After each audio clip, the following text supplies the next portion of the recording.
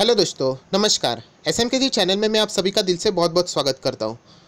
Friends, Friday में आप सभी को पता है कि कौन सा शेयर सबसे ज़्यादा हाईलाइट में रहा था, किसके ऊपर सबसे ज़्यादा फोकस था, और उसका नाम आप स्क्रीन पे देख सकते हो, Tata Motors. Friends, Tata Motors से रिलेटेड मैंने एक बहुत ही इंपॉर्टेंट वीडियो कुछ 5 या 6 दिन पहले भी अपलोड की हुई थी अब मेरे ही चैनल पे। अगर आप मेरे चैनल में अगर नए हो रहे होगे तो ऊपर आई बटन पे आप क्लिक करके वो वीडियो चेकआउट कर सकते हो कि उस वीडियो में मैंने अपनी राय रखी थी टाटा मोटर्स से रिलेटेड कि आपको क्या करना चाहिए। वो वीडियो अगर आप एक बार देख लोगे तो आप लोगों को समझ में आएगा कि मैंने क्या क्या बातें बोली थी। और अगर वो वीडियो अगर आपने देखा रहेगा तो आज आप देख सकते हो कि सिमिलर चीज़ वही हुई है। सिमिलर चीज़ जो मैंने एक्सपेक्ट किया था टाटा मोटर्स में क्या हो सकता है वही हुआ है फ्रेंड्स। और आज आप देख सकते हो टाटा मोटर का हालत 150 के करीब आ चुका है शेयर, जो कि करीब करीब 32 रुपीज़ डाउन और 18% डाउन आप बोल सकते हो। फ्लैट डाउन हो चुका है फ्रेंड्स, फ्लैट डाउन। और इसका रीज़न भी सेम है फ्रेंड्स, जो मैंने बोला था कि इनका जो जैगवार और लैंड रोवर को लेके दिक्कतें बढ़ती चली जा रही है और इनके वजह से इनका जो फाइनेंशियल है वो ख़राब हो जा रहा है। तो आपको मैं इस वीडियो में पूरा डिटेलिंग बताऊंगा कि क्या एक्चुअल में हुआ है, with the reference of a technical थोड़ा एनालिसिस भी आपको मैं बता दूंगा। तो चलिए शुरू कर देते हैं।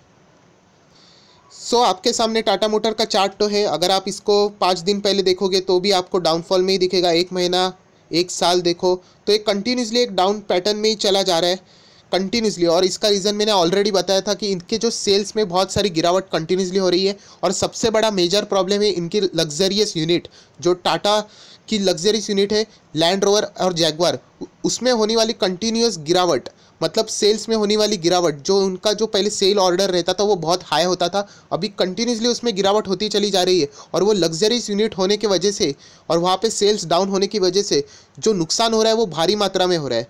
तो यही सबसे बड़ी दो मेन वजह है कि इनके सेल्स में गिरावट है और इनकी जो लग्जरीज यूनिट है वहाँ पे भी गिरावट है और इसका इम्पैक्ट इनके फाइनेंशियल्स पे हो रहा है। तो यही एक रीज़न है कि टाटा मोटर्स की गिरावट का।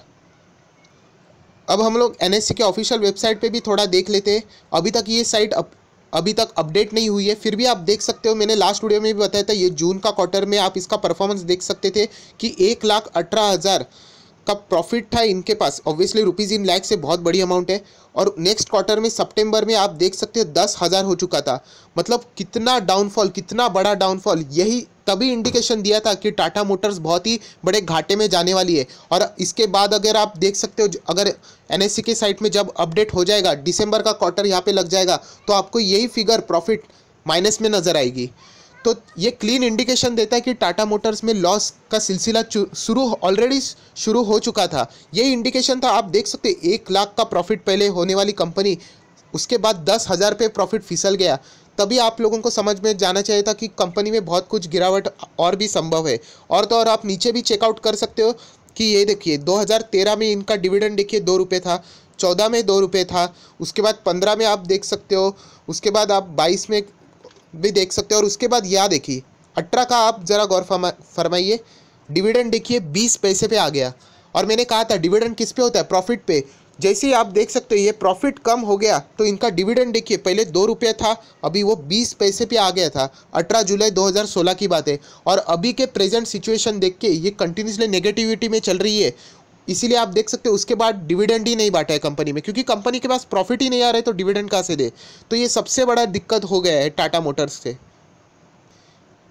NSE का और एक ऑफिशियल वेबसाइट पे अगर आप चेकआउट करोगे तो आप ये नीचे देख सकते हो, एकदम लास्ट में है, यहाँ पे टाटा मोटर्स देख सकते हो। और यहाँ पे मैं आपको डायरेक्टली लेके जाता हूँ। ये मैं बता रहा हूँ, ये क्या दिखा रहा हूँ मैं आपको, ये -60, मतलब ये इसका 1 साल का रिटर्न है। -60, 100 रुपया लगाओगे तो आपको सिर्फ और सिर्फ कितना मिलेगा, -60 करके आपके हाथ में रखेगा। मतलब आपको समझ रहे हैं कितना नेगेटिव रिटर्न टाटा मोटर्स दे रहे हैं, कंटिन्यूसली गिरावट में चल रहे हैं। इसलिए मैंने मेरे पुरानी वीडियो में भी बताया था कि अगर आप सोच रहे हो तो टाटा मोटर में निवेश करना, तो प्लीज़ इसमें निवेश ना कीजिए जब तक मैनेजमेंट स्ट्रॉन्ग डिसीजन नहीं लेता। और आज के वीडियो में भी मैं आखिर में यही बताने वाला हूँ, तो इस वीडियो को आखिर तक ज़रूर देख लेना फ्रेंड्स। तो चलिए इसके बाद और कुछ इंपॉर्टेंट बातें मैं आपको दिखाता हूँ। फ्रेंड्स, मैं आपको अभी लेके आया हूँ टाटा मोटर्स के फाइनेंशियल्स के ऊपर। आप देख सकते हैं ये इसका मैंने ओपन किया हुआ है रेवेन्यू स्टेटमेंट। आप देख सकते हो यहाँ पे प्रॉफिट एंड लॉस है आपके सामने। और यहाँ पे सबसे इम्पॉर्टेंट चीज़ है, वहाँ पे थोड़ा आपको फोकस करना पड़ेगा, जो कि मैंने पढ़ते हुए देखा और मैं आपको बताना चाहता हूँ। यहाँ पे आप देख सकते हो थोड़ा सा छोटा है, पर देख सकते हो यहाँ पे एक अमाउंट दिख रही है करीब करीब 27,800 की, और वो सबसे बड़ा लॉस उन्होंने यहाँ पे रिकॉर्ड किया है कि as an a provision for an impairment, मतलब provision for an impairment in a Jaguar and Land Rover. मतलब फ्रेंड्स यहाँ पे provision for an impairment loss की वजह से ये इतना बड़ा लॉस आया हुआ है। तो इसकी दिक्कत की वजह से ये बहुत बड़ा जो आपको डाउनफॉल दिख रहा है वो actually provision for an impairment loss की वजह से हुआ है। अभी बहुत सारे लोगों को पता ही नहीं हुआ कि provision for an impairment loss होता क्या है। इम्पेयरमेंट लॉस मतलब क्या, मैं आपको बहुत ही आसान भाषा में समझाना चाहता हूँ फ्रेंड्स। उससे पहले मैं आपको इसको टेक्निकली कैसे रहता है वो भी बता दूंगा। ये देखिए फ्रेंड्स, हम लोगों के जो फाइनेंशियल्स बनते हैं फ्रेंड्स, उसको ना अकाउंटिंग स्टैंडर्ड फॉलो करने पड़ते हैं, रूल्स फॉलो करने पड़ते हैं। और वहाँ पे अकाउंटिंग स्टैंडर्ड अगर आप 28 देखोगे तो वहाँ पे आपको मिलेगा impairment of an asset. Impairment of an asset से रिलेटेड आपको रूल मिल जाएंगे अकाउंटिंग स्टैंडर्ड 28। पर फ्रेंड्स मैं और एक आपको बात बताना चाहता हूँ, ये थोड़ा फाइनेंशियल से रिलेटेड है। तो अकाउंटिंग स्टैंडर्ड अभी हट चुके हैं और उसके बदले में रिप्लेसमेंट में आए हुए इंड एस। अकाउंटिंग स्टैंडर्ड 28 पहले देखते थे, अगर आपको लेटेस्ट देखना है तो इंड एस अभी एप्लीकेबल होता है कंपनीज के ऊपर, और इंड एस है वो 36। ये देखिए फ्रेंड्स, मैंने गूगल किया तो आप देख सकते हैं इंड एस पहले AS 28 रहता था इम्पेयरमेंट असेट से रिलेटेड, अभी आप देख सकते हैं इम्पेयरमेंट असेट का स्टैंडर्ड हो चुका है इंड AS 36, और ये कंपनी के ऊपर एप्लीकेबल होता है। अगर आपको डिटेल अगर पढ़ना है तो ये देखिए आप यहाँ पे वेबसाइट है, बहुत अच्छे अलग अलग वेबसाइट है, यहाँ पे क्लिक करके आप पढ़ सकते हो, बहुत लंबा स्टैंडर्ड है। तो एक्चुअली मीनिंग क्या है इम्पेयरमेंट का, एक्चुअल मीनिंग क्या है impairment of an asset. Asset मतलब तो हम लोगों को समझ में आ जाता है, तो इम्पेयरमेंट का मतलब क्या है वो मैं आपको बताने वाला हूँ। तो इम्पेयरमेंट का मतलब होता है friends reduction in the value of assets, reduction, asset के वैल्यू में रिडक्शन होना। तो यही इसका ही प्रोविजन जो 27,000 करोड़ से भी ज़्यादा का प्रोविजन है वो PNL में क्यों आया हुआ है, just because of impairment of an asset. इसको बहुत ही ईजी लैंग्वेज में मैं आपको अभी बताने वाला हूँ friends. For an example friends, चलो अज्यूम कर लेते हैं, फॉर एन एग्जाम्पल टाटा से ही एग्जाम्पल लेता हूँ, ये मेरा खुद का एग्जाम्पल है जस्ट आपको समझाने के लिए। टाटा के पास है 10 गाड़ियाँ, कौन सी लग्जरियस, वो जैगवार लैंड रोवर लग्जरियस गाड़ी है जिसका प्राइस है 10 करोड़। एक गाड़ी का प्राइस 10 करोड़, मतलब टोटल उनके पास कितने हैं 100 करोड़ की गाड़ी है। वापस बता रहा हूँ, टाटा के पास 10 गाड़ी है, उसका एक गाड़ी का प्राइस है 10 करोड़, मतलब टोटल कितना है उनके पास 100 करोड़ के असेट है जो कि बैलेंस शीट में दिखेंगे। तो इम्पेयरमेंट क्या बोल रहा है कि अभी ये जो 10 करोड़ की गाड़ी है जो बता रहे हो टाटा वाले, वो एक्चुअल मार्केट में 2 करोड़ पे बिकने के लायक है, 2 करोड़ के बिकने के लायक, क्योंकि कोई मार्केट में लेने को ही तैयार नहीं है 10 करोड़ की गाड़ियाँ। अगर सिमिलर कंपनी जो इनको टक्कर देने वाली है, सिमिलर फीचर्स के साथ जो गाड़ियाँ प्रोवाइड कर रही है वो 2 करोड़ के आसपास प्रोवाइड कर रही है, और ये जो टाटा बेच रही है वो 10 करोड़ के आसपास बेच रही है, तो फिर मार्केट में उनका डिमांड ही नहीं है। इसलिए ये स्टैंडर्ड बोलता है कि आप एक्चुअल में कितना है इम्पेयरमेंट लॉस वो रिकॉर्ड कर दो। मतलब मैं आपको बताना चाहता हूँ फ्रेंड्स, वापस एग्जांपल 10 गाड़ियाँ थी, कितने की 10 करोड़ की, मतलब 100 करोड़ की। बट अभी मार्केट में क्या बोल रहा है, ये 10 गाड़ी है, वो एक्चुअल में एक गाड़ी का प्राइस 10 करोड़ ना होते हुए 2 करोड़ का है, 2 करोड़ का एक्चुअल प्राइस है। मतलब आप समझ रहे हो 2 करोड़ का एक गाड़ी है, मतलब उसका प्राइस अभी चल रहा है 20 करोड़ और टाटा बता रही है 100 करोड़। तो यही स्टैंडर्ड बोल रहा है जो आपको मैंने बताया AS 28 और इंड AS 36 कि जो पहले टाटा बताती 100 करोड़ की गाड़ियाँ, उनको अभी बताना पड़ेगा बैलेंस शीट में उसका प्राइस 20 करोड़ है, क्योंकि मार्केट में ही वैसा चल रहा है। तो आप देख सकते हो कि 80 करोड़ का जो ये है उसको इम्पेयरमेंट लॉस बोलते हैं, वो उनको प्रोविजन करना पड़ेगा, एज ए दिखाना पड़ेगा PNL में लॉस करके।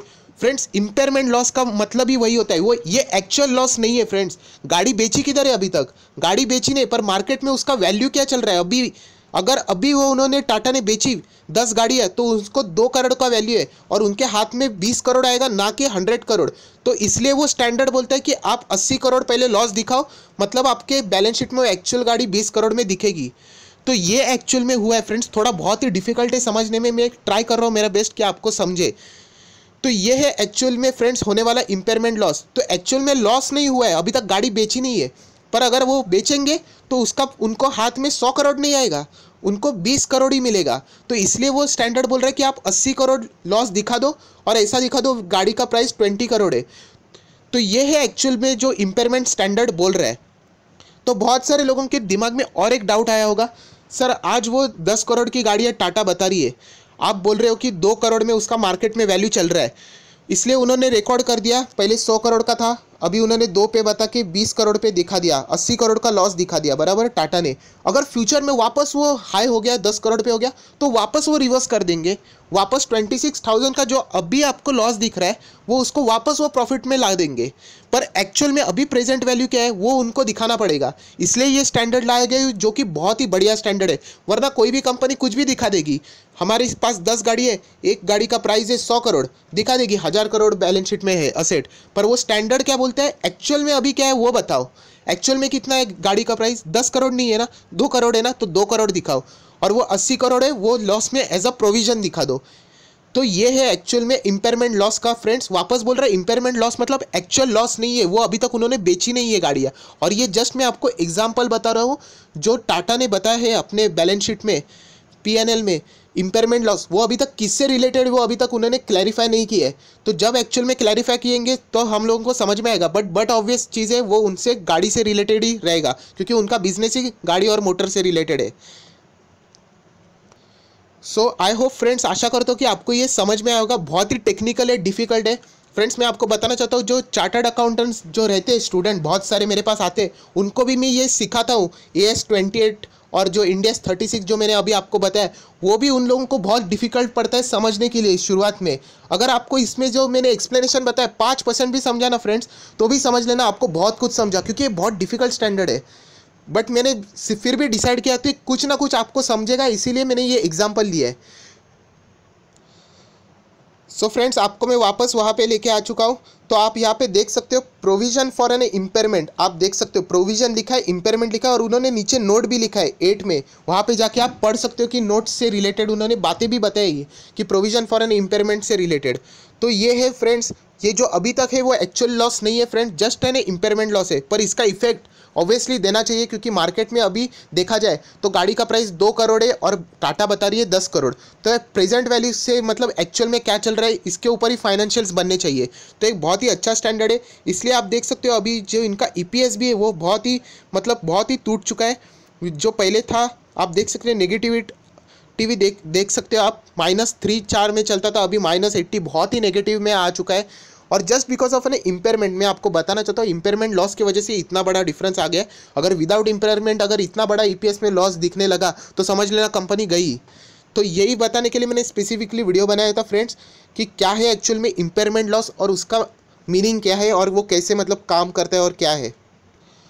सो फ्रेंड वीडियो को क्लोज करते हुए मैं आखिर में कंक्लूड करना चाहता हूँ कि देख सकते हैं आप टाटा मोटर्स में जो गिरावट आ रही है कंटिन्यूसली, उसका फ़ायदा शायद से अशोक लेलैंड ले सकता है, क्योंकि ऑब्वियसली उनका वो कॉम्पिटिटर है।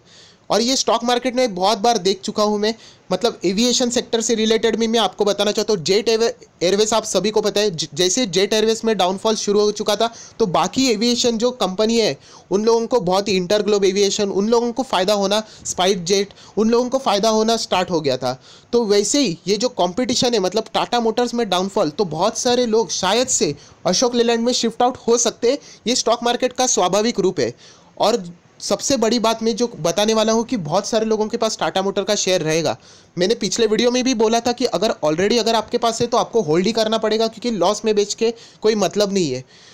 तो अल्टीमेटली मैं उनको अभी क्या नया सलाह देना चाहता हूँ फ्रेंड्स, कि देखिए अभी नेक्स्ट क्वार्टर आएगा, तब तक आप लोगों को वापस होल्ड ही करना है ये शेयर, क्योंकि बेचने का कोई मतलब ही नहीं बनता है फ्रेंड। आपको होल्ड करना है और देखना है कि ये जो क्वार्टर आएंगे अभी जो नेक्स्ट क्वार्टर आएगा, आपको कम से कम 2 महीना होल्ड करना है और चेक करना है कि टाटा मोटर का मैनेजमेंट कोई स्टेप लेता है या नहीं।